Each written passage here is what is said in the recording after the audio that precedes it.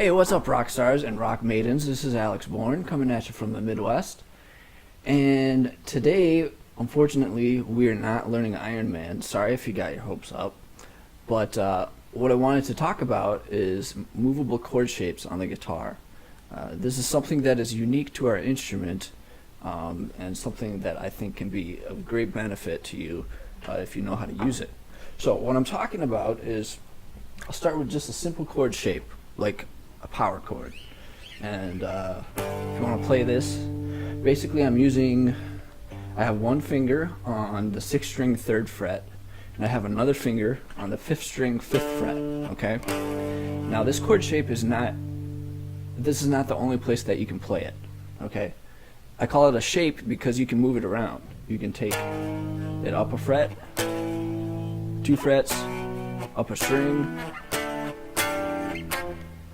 whatever you want, and it's still a power chord anywhere you move it. So that's why I used Iron Man to demonstrate that, because it uses power chords in that fashion. So this is unique to the guitar and other fretted instruments and some, fretless instruments that use, strings on a soundboard, that kind of stuff. But if you think about other instruments, think about the piano, for example. It doesn't use frets, it uses keys. And if you approach the piano in the same way that we talked about frets on the guitar, like if you play a key or 2 keys and then you move each of those up 1 key, you don't always have the same musical interval. So what it would sound like and look like on the guitar would be something like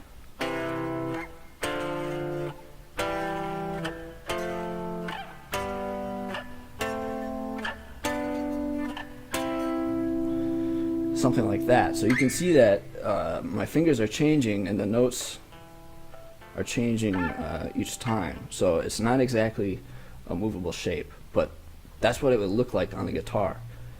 So I'm just kind of using the guitar as a demonstration because then you can see what's happening musically.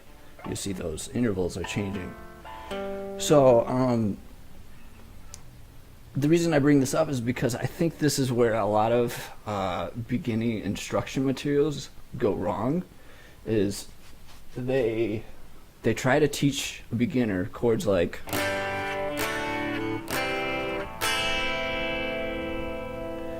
that, which are all good chords to know. These are all very important chords to know and happen in a lot of songs. But maybe it's not the best thing to start off with because it's a different shape for each chord.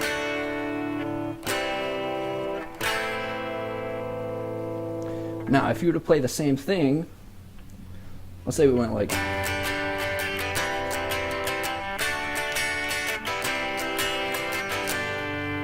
with those chords. If you were to play the same thing with movable chord shapes, it would look like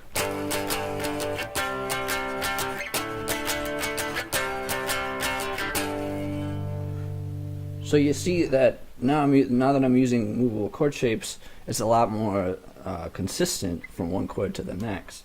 So really all you have to know is one chord shape and how to move it, and then you can play the song. I think that's a lot easier than learning cowboy chords. So this happens in a lot of different aspects of the guitar. You can use it for chords, obviously. You can also use it for scale shapes.